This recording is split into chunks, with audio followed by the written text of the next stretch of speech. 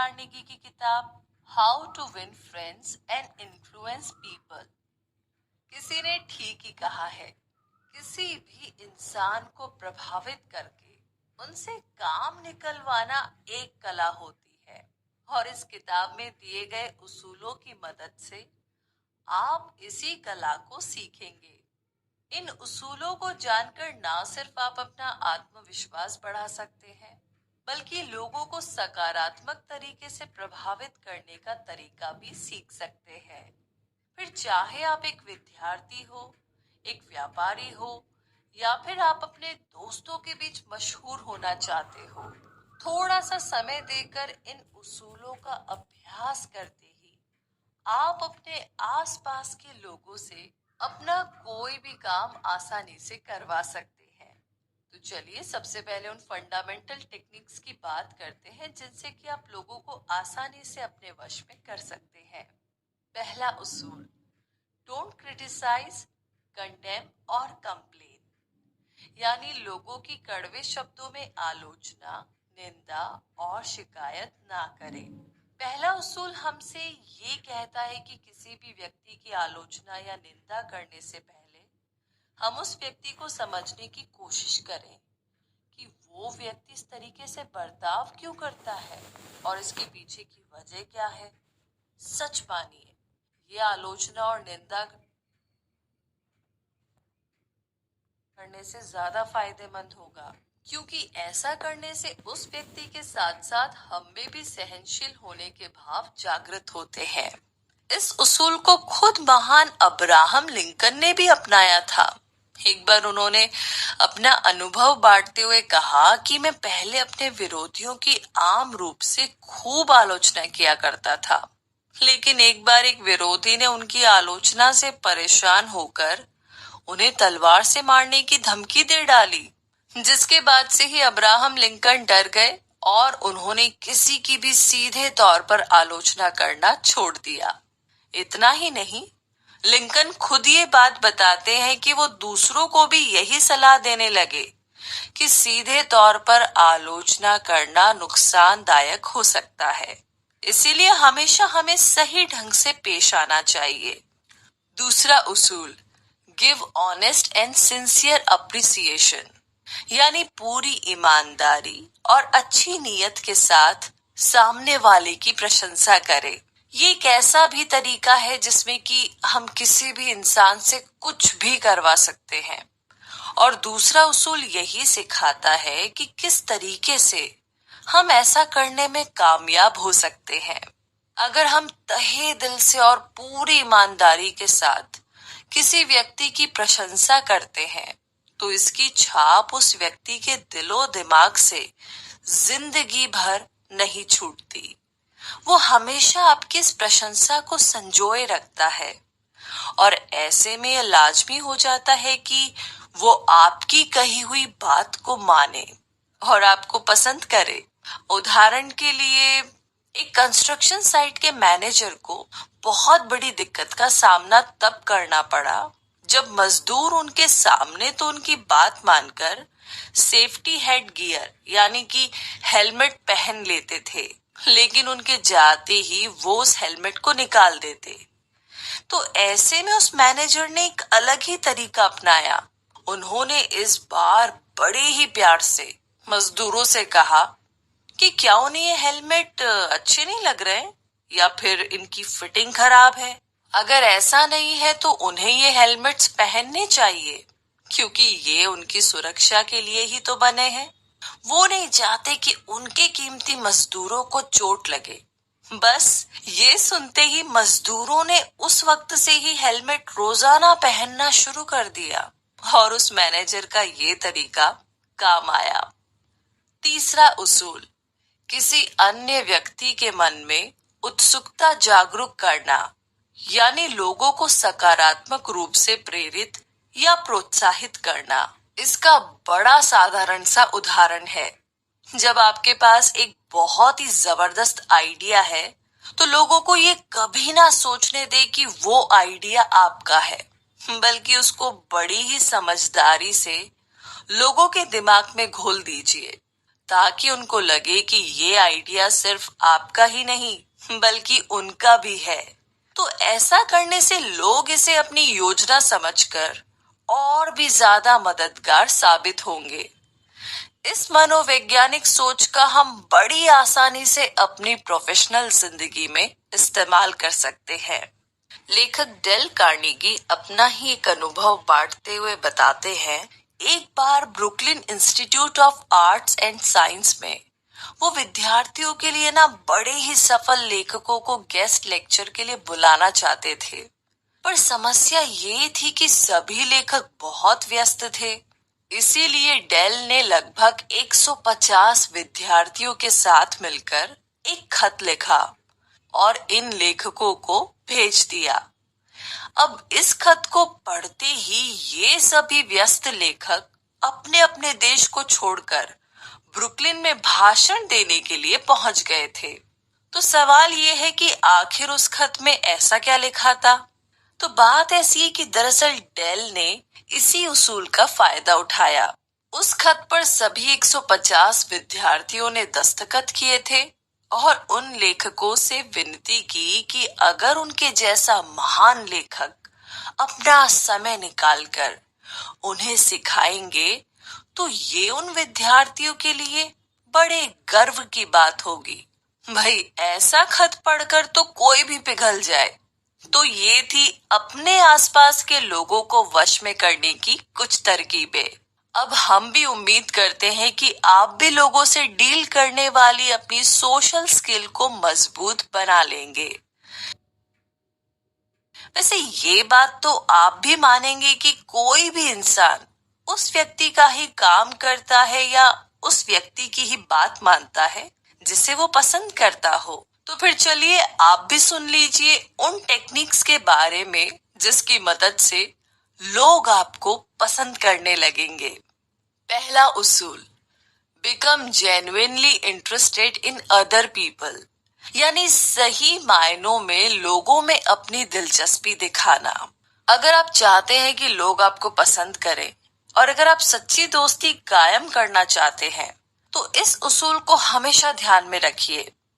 अगर हम किसी के सच्चे दोस्त बनना चाहते हैं तो हमें पूरी लगन से उनके लिए अपने वक्त के साथ साथ अपना मन भी इन्वेस्ट करना होगा। जी हाँ, और अपने स्वार्थ को परे रखना होगा। जिसका एक बहुत ही सही उदाहरण ये है कि जब हम किसी के साथ दोस्ती की शुरुआत करते हैं और अगर इसी शुरुआती समय में उसी की मातृभाषा में बात करते हैं तो वो व्यक्ति हमें ज्यादा पसंद करता है। अब इससे हमारा मतलब ये बिल्कुल भी नहीं है कि आप लोगों की हाँ में हाँ मिलाए। उदाहरण के लिए किसी भी सफल बिजनेस इंटरव्यू का राज आखिर क्या हो सकता है? सोचिए।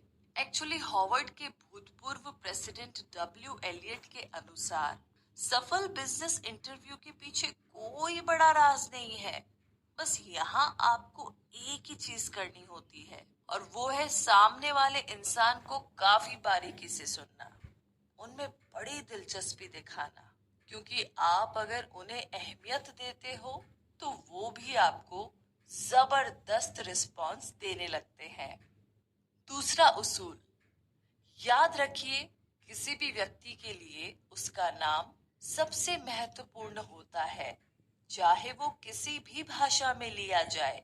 हर इंसान के लिए उसका अपना नाम सबसे ज्यादा जरूरी होता है, वरना ऐसे ही थोड़ी ना हर कोई अपना नाम रोशन करना चाहता है। प्रसिद्ध लेखक शेक्सपियर ने बखूबी कहा है, व्हाट्स इन अ नेम, यानी नाम में क्या रखा है। लेकिन साहब शायद ये बात भूल गए कि हर इंसान के लिए सबसे ज्यादा जरूरी होता है उसका नाम, क्योंकि नाम की ही वजह से हम एक दूसरे से अलग है। नाम हर इंसान की पहचान होती है और अगर हम किसी इंसान को उसके नाम से बुलाए तो ये ज्यादा कारगर साबित होता है। और ये उसूल आप अपने से नीचे तबके के साथ आजमा कर देख सकते हैं, जैसे कि ड्राइवर, वेटर या चपरासी। अपना नाम सुनना हर किसी को पसंद होता है। तीसरा उसूल, दूसरे इंसान की रुचि की बातें करें। हम अगर किसी के साथ ज्यादा देर तक बिना बोर किए बातें करना चाहते हैं, तो ये उसूल हमें याद रखना होगा कि हमें उस इंसान की रुचि की बातें करनी चाहिए। इससे आप दोनों की बातें और भी ज्यादा मजेदार हो जाएगी और काफी देर तक चलेगी। जैसे हम अगर किसी इंसान से पहली बार मिलते हैं और सिर्फ अपने बारे में ही बातें करते जाते हैं, तो इससे उस इंसान की रुचि धीरे धीरे कम होती हुई नजर आएगी।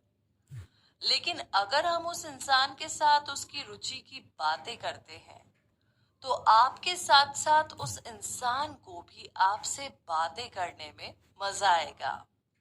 अब जैसे कि विलियम लियोन, जो कि एक साहित्य के प्रोफेसर हैं, बताते हैं कि जब वो 10 साल के थे तो वो अपनी आंटी के यहाँ पर सप्ताहांत बिताया करते थे। एक शाम एक मध्य उम्र के व्यक्ति उनकी आंटी से मिलने पहुंचे और कुछ समय उनकी आंटी के साथ बिताने के बाद उन्होंने अपना सारा ध्यान नन्हे विलियम पर लगाया। उस वक्त उन्हें बोट्स में काफी दिलचस्पी थी, इसीलिए वो अतिथि भी उनसे बोट्स के ही बारे में बातें करने लगे। उन्हें उस आदमी से बातें करने में काफी मजा आ रहा था, और जैसे ही वो वहां से चले गए तो नन्हे विलियम ने उनकी तारीफ अपनी आंटी से शुरू कर दी। लेकिन वो तब चौंक गए जब उनकी आंटी ने उन्हें ये बताया कि वो आदमी तो न्यूयॉर्क में एक वकील थे और उन्हें दरअसल बोट्स में कोई भी रुचि नहीं थी। वो तो सिर्फ तुमसे बातें करना चाह रहे थे, और तुम्हारी बातें वो इसलिए इतनी दिलचस्पी से सुन रहे थे क्योंकि वो एक बहुत ही भले आदमी थे। चौथा उसूल, लोगों को अहमियत दीजिए और उन्हें महसूस कराइए कि वो खास है। जैसा कि हमने तीसरे उसूल में बताया कि दूसरे इंसान की रुचि जागृत करना बहुत जरूरी होता है, और यह मुमकिन हो पाता है उस इंसान की रुचि के बारे में बातें करने से। और अब इस उसूल से हमें ये पता चलता है कि उस इंसान को खास साबित करना भी उतना ही जरूरी है। ये बहुत जरूरी है कि हमारी बातों से दूसरे इंसान को ये लगने लगे कि वो हमारे लिए बहुत मायने रखता है। इससे आपके और उस इंसान के बीच के रिश्ते और भी गहरे होते चले जाएंगे। ये उसूल आपको इस छोटी सी कहानी से साफ समझ में आ जाएगा। एक दिन डेविड अपने कुछ शराबी दोस्तों को देर रात एक पार्टी के बाद सुरक्षित अपनी कार में घर पहुंचा रहे थे। लेकिन तभी साइन बोर्ड देखने के बावजूद डेविड ने जानबूझकर गलत मोड़ ले लिया, और तभी उन्हें ट्रैफिक पुलिस ऑफिसर ने रोक लिया। उन्होंने डेविड से पूछा, क्या तुम जानते हो मैंने तुम्हें क्यों रोका है? अब अगर इस स्थिति में डेविड बाकी लोगों की तरह ट्रैफिक पुलिस को एक रूखा जवाब देते तो वो फंस जाते। लेकिन डेविड ने बड़ी ही समझदारी और ईमानदारी से अपनी गलती मानी, और साथ ही साथ ये भी कह दिया कि मुझे माफ कर दीजिए सर, मैं जानता हूँ कि मैंने गलती की है और साइन बोर्ड देखने के बावजूद मैंने गलत मोड़ लिया। जो भी जुर्माना है मैं भरने के लिए तैयार हूँ। अपना फर्ज निभाने के लिए आपका बहुत शुक्रिया। देश को आप जैसे पुलिस ऑफिसर्स की ही जरूरत है। अब ये सुनते ही मानो पुलिस ऑफिसर के कानों में डेविड ने शहद घोल दिया हो। उन्होंने ना सिर्फ डेविड को माफ किया, बल्कि उनका लाइसेंस लौटा करके शराबी दोस्तों को सही सलामत घर पहुंचाने की जिम्मेदारी पर शाबाशी भी दी, और वहां से बिना जुर्माने के ही उन्हें जाने दिया। भाई वाह डेविड! तो देखा दोस्तों, इन सभी उसूलों को अब आप अच्छी तरीके से जान चुके होंगे। तो इनका अभ्यास कीजिए और देखिए कि किस तरीके से आपके आसपास के लोग आपको पसंद करने लगे। आगे बात करते हैं how to win people to your way of thinking, यानी कि लोगों को वश में करने और लोगों का पसंदीदा बनने के बाद अब हम जानेंगे कि अपनी सोच से लोगों को कैसे जीता जा सकता है। पहला उसूल, एक जबरदस्त बहस को एक ही तरीके से जीता जा सकता है, और वो है उसकी उपेक्षा करके। जी हाँ, आखिरकार हम इस निश्चय पर आ चुके हैं कि दुनिया में किसी भी बहस का सबसे बढ़िया नतीजा पाने के लिए क्या करना चाहिए। और वो है उस बहस को टाल देना। किसी भी बहस को उसी तरह टाल देना चाहिए जिस तरह हम किसी नशेड़ी या शराबी को टाल देते हैं, क्योंकि आमतौर पर कोई भी बहस एक ही नोट पर खत्म होती है, और वो है असहमति। क्योंकि 10 में से 9 लोग बहस के बाद इस बात पर और भी ज्यादा यकीन करने लगते हैं कि उनका मानना और उनकी सोच सही है, और इससे आपस में और भी ज्यादा मतभेद पैदा हो जाते हैं। इसीलिए बेहतर तो यही है कि इससे बचा जाए। दूसरा उसूल, दूसरों की सलाह की इज्जत कीजिए। ये कभी ना कहे कि तुम गलत हो, क्योंकि हम किसी की बुराई सीधे सीधे नहीं कर सकते। ऐसा करने से हम किसी को अपना दुश्मन खुद बना सकते हैं, क्योंकि बहुत कम लोग ऐसे हैं जो कि अपनी बुराई सुनना पसंद करते हैं। किसी को ये कहना कि वो गलत है उसे बुरा महसूस करने पर मजबूर कर सकता है। बल्कि आप ये कह सकते हैं कि कैसे वो अपनी खामियों को दूर कर सकते हैं। उदाहरण के लिए सोचिए कि आप एक कंपनी के मैनेजर हैं और कंपनी में इंसेंटिव्स देने का एक नया सिस्टम लाना चाहते हैं। तो आप अपने सिस्टम को किस तरीके से पेश करेंगे? ज्यादातर लोग ये बताते हैं कि करंट सिस्टम में कहाँ खामियां हैं, और फिर अपने नए आइडिया को डिफेंड या प्रमोट करने में जुट जाते हैं। लेकिन ये एक गलत रास्ता है। मीटिंग में सबसे पहले ये पूछना ज्यादा बेहतर रहेगा कि सभी के मुताबिक ऑनगोइंग सिस्टम में क्या क्या दिक्कतें हैं। फिर अपने आइडियाज को सामने रखते हुए उनके विचार जानिए। इस तरीके से ना सिर्फ आपके आइडिया को स्वीकार किया जाएगा, बल्कि उसमें सभी काफी दिलचस्पी भी लेंगे। तीसरा उसूल, अगर आप गलत है तो तुरंत ही अपनी गलती को मानकर माफी मांग लेना आपके लिए फायदेमंद रहेगा। जब हम किसी बात में सही होते हैं तो हमारे अंदर एक अलग ही आत्मविश्वास होता है, जो हमारी बातों में और हमारे स्वभाव में साफ साफ देखा जा सकता है। लेकिन जब हम किसी बात में गलत होते हैं तो हमारा आत्मविश्वास गिर जाता है, और साथ ही हम अपना बचाव करने की भी कोशिश करते हैं। लेकिन हमें ये उसूल ध्यान में रखना होगा कि जब कभी भी हम गलत होते हैं तो हमें तुरंत ही उसे स्वीकार कर लेना चाहिए।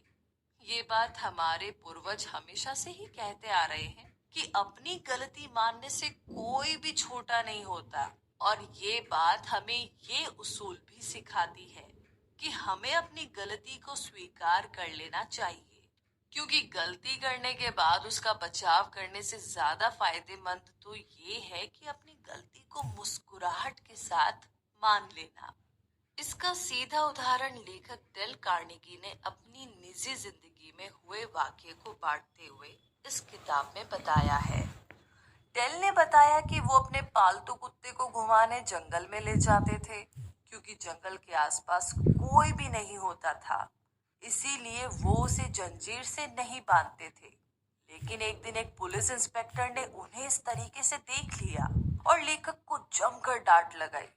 साथ ही साथ ये भी कह दिया कि अगली बार अगर उन्होंने उनके पालतू कुत्ते को खुलेआम देखा तो वे उन्हें अदालत में ले जाएंगे। अब कुछ दिनों तक तो डेल कार्नेगी ने पुलिसमैन की बात मानकर अपने पालतू कुत्ते को जंजीर से बांध कर रखा, ताकि आसपास के लोग और बाकी छोटे जानवर सुरक्षित रहे। लेकिन एक दिन फिर से डेल ने अपने कुत्ते को अपनी जंजीर से नहीं बांधा, और इस बार दोबारा उसी इंस्पेक्टर ने डेल को देख लिया।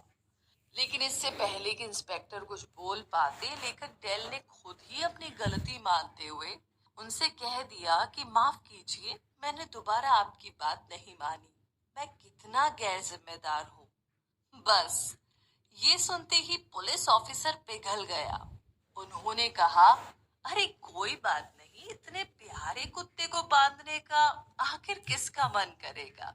लेकिन फिर भी डेल अपनी गलती के लिए माफी मांग रहे थे और पुलिस ऑफिसर ने उन्हें माफ कर दिया, वो भी बिना कुछ कहे। तो देखा दोस्तों, डेल की यही बात हमें सिखाती है कि अपनी गलती मान लेने से मसला आसान हो जाता है और हमें ज्यादा तकलीफ का सामना नहीं करना पड़ता। चौथा उसूल, सामने वाले व्यक्ति की सोच को समझे। कई बार हमारी नजरों में एक इंसान काफी गलत होता है, लेकिन हमारी सोच से ठीक परे उस इंसान के मन में ये भाव होते हैं कि वो बिल्कुल सही है। बस यही होती है अपनी अपनी सोच, जो जरूरी नहीं कि हम सबकी एक जैसी हो। हमें अपने आप को उनकी जगह पर रखकर सोचने की कोशिश करनी चाहिए, तभी हम उन्हें बेहतर तरीके से समझने में कामयाब हो पाएंगे। और शायद इस कहानी से आप इस उसूल को थोड़ा बेहतर समझ पाएंगे। श्रीमान कार्टर अपनी पत्नी को हमेशा एक बात के लिए ताने कसते थे कि आखिर वो सारा समय बगीचे में पौधों को संवारने में क्यों बिताती है। श्रीमान कार्टर की बातों से परेशान होने के बाद भी श्रीमती कार्टर उन्हें कुछ नहीं कहती, लेकिन एक लंबे समय के बाद सोच विचार करके आखिरकार श्री कार्टर को अपनी गलती का एहसास हुआ। उन्हें पता चला कि उनकी पत्नी को बागवानी करना कितना पसंद था और इसीलिए उन्हीं की वजह से श्रीमान कार्टर का बगीचा सबसे बढ़िया था। लेकिन अपनी पत्नी की तारीफ करने की बजाय वो उन्हें डांटा करते थे। आखिरकार श्रीमान कार्टर ने बगीचे में व्यस्त अपनी पत्नी से माफी मांगी और उनकी तारीफ करते हुए उनके साथ बगीचे में समय भी बिताया। तो कुछ इस तरीके से श्रीमान कार्टर ने अपनी पत्नी के विचारों को समझा और अपनी जिंदगी बेहतर बनाई। पांचवा उसूल, हमेशा एक अच्छे और नेक कारण को ध्यान में रखें। आमतौर पर लोग दो तरीके से प्रतिक्रिया देते हैं, एक वो जो उनका मन कहता है और दूसरा वो जो उन्हें ठीक लगता है। तो इन दोनों ही बातों में फर्क है। लोगों का उस रास्ते को चुनना ज्यादा आसान होता है जो उन्हें सही लगे, लेकिन असलियत में एक अच्छा इंसान हमेशा इस बात का ख्याल रखता है कि उसके किसी भी बर्ताव से लोगों पर क्या असर होगा। यानी वो अपने इस महान लक्ष्य को कभी नहीं भूलता और यही बात जाहिर तौर पर उसके लिए फायदेमंद होती है। आगे है छठा उसूल, अपने सभी आइडियाज को बड़े ही जबरदस्त तरीके से पेश कीजिए। जी हाँ, कई बार सिर्फ सच कहना ही काफी नहीं होता। आपको सच के साथ थोड़ा बहुत मसाला भी लगाना होता है और अपने सच को या अपनी सोच को और भी ज्यादा मजेदार बनाना पड़ता है। आपको किसी शो मैन की तरह बड़े ही नाटकीय ढंग से अपने आप को पेश करना होता है। उसके बाद ही आप ध्यान आकर्षित कर सकते हैं। कई बार हम कुछ बातों को समझाने के लिए अलग अलग तरह की रणनीति अपनाते हैं, क्योंकि हम जानते हैं कि साफ लफ्जों में कहना काफी नहीं होगा।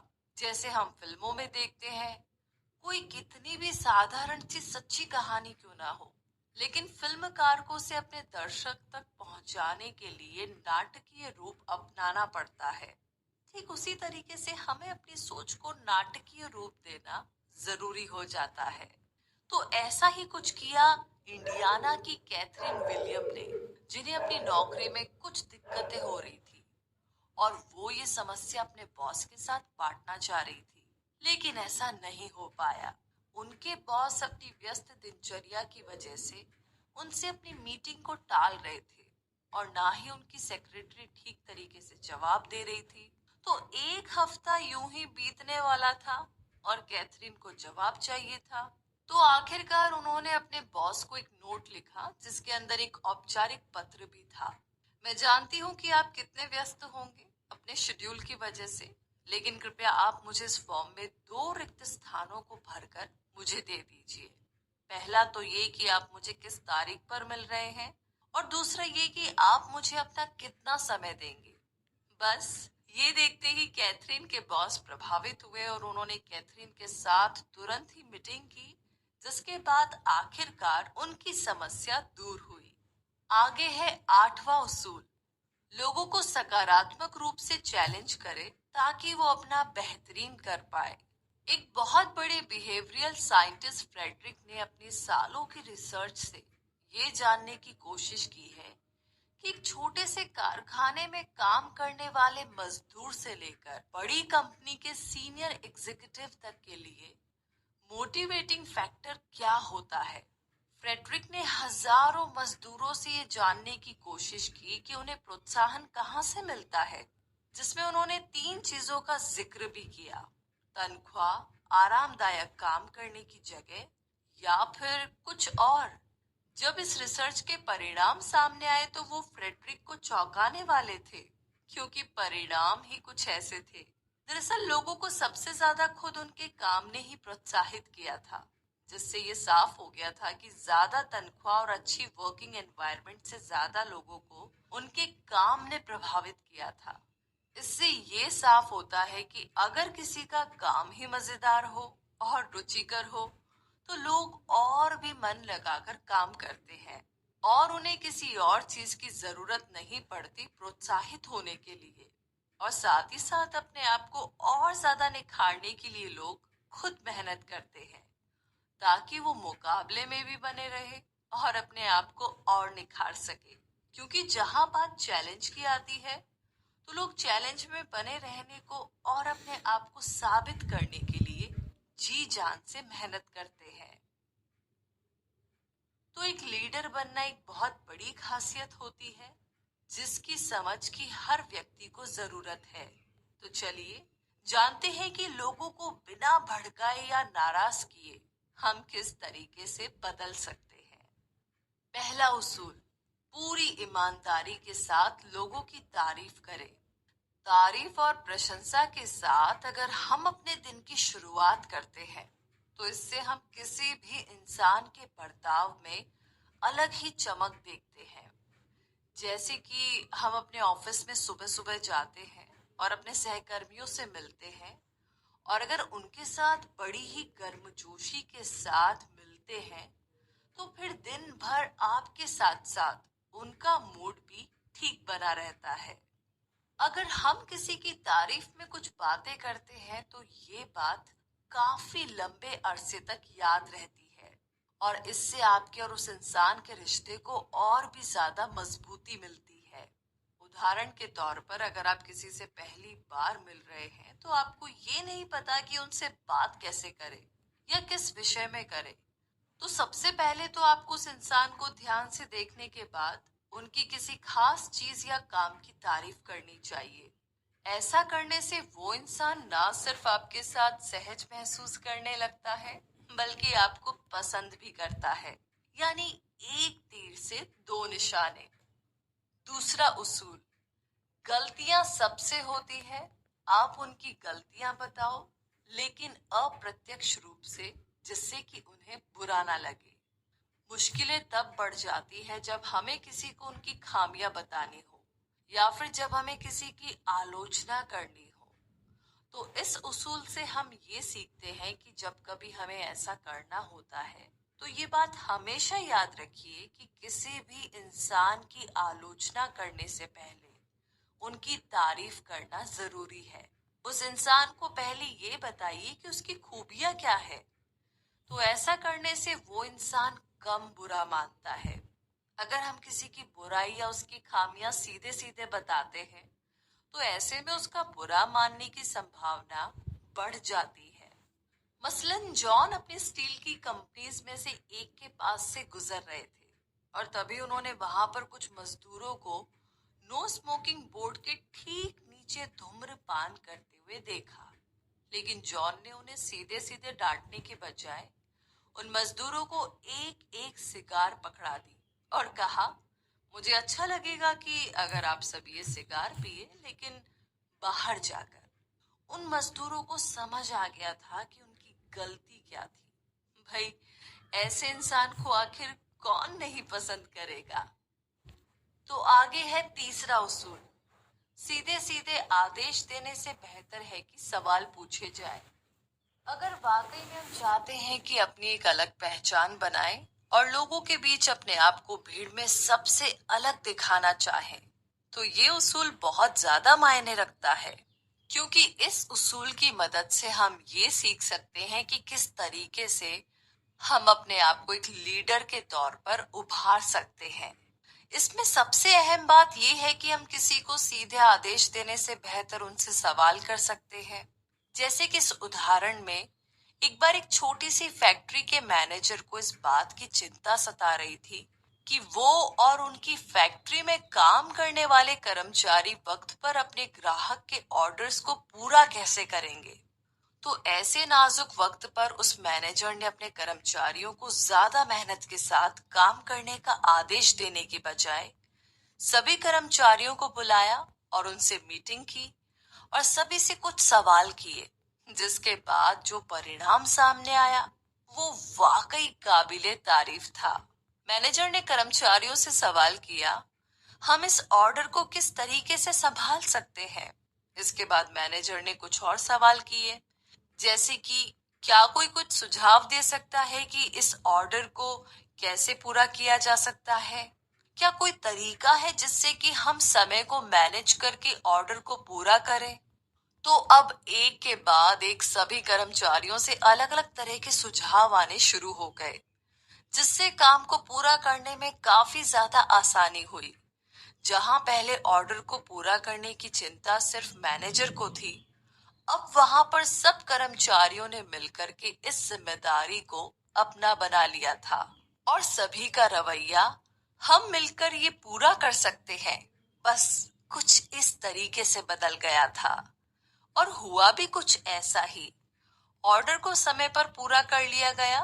तो अब इसमें समझने वाली बात ये है कि अगर मैनेजर ने शुरुआत में ही अपने कर्मचारियों को आदेश दिया होता कि काम को किसी भी हाल में समय पर पूरा करना है, तो शायद ऐसा कर पाना मुमकिन नहीं होता। लेकिन मैनेजर ने समझदारी दिखाते हुए अपने कर्मचारियों से मीटिंग करके कुछ सवाल किए और नतीजा सामने था। तो इस तरीके से आप भी इस उसूल को अपनाते हुए लीडर बनने की एक अहम खासियत को अपने अंदर पैदा कर सकते हैं। आगे है पांचवा उसूल, दूसरों का आत्मसम्मान बढ़ाना। अगर कोई इंसान कभी अपनी ही नजरों से गिर जाता है, तो ये उस इंसान के लिए सबसे ज्यादा निराशाजनक होता है और इससे बाहर निकलने के लिए उस इंसान को काफी समय लगता है। किसी इंसान को छोटा महसूस कराना उस इंसान का आत्मविश्वास तहस नहस करने जैसा है, क्योंकि आखिर में किसी इंसान के लिए ये मायने नहीं रखता कि कौन उसके बारे में क्या सोचता है, बल्कि हर इंसान के लिए ये ज्यादा जरूरी है कि वो खुद अपने बारे में क्या सोचता है। मसलन एक 10 साल के बच्चे को गाने का शौक था, लेकिन उसके अध्यापक ने ये कहकर के उसे डीमोटिवेट किया कि उसे गाना नहीं गाना चाहिए क्योंकि उसकी आवाज भद्दी है।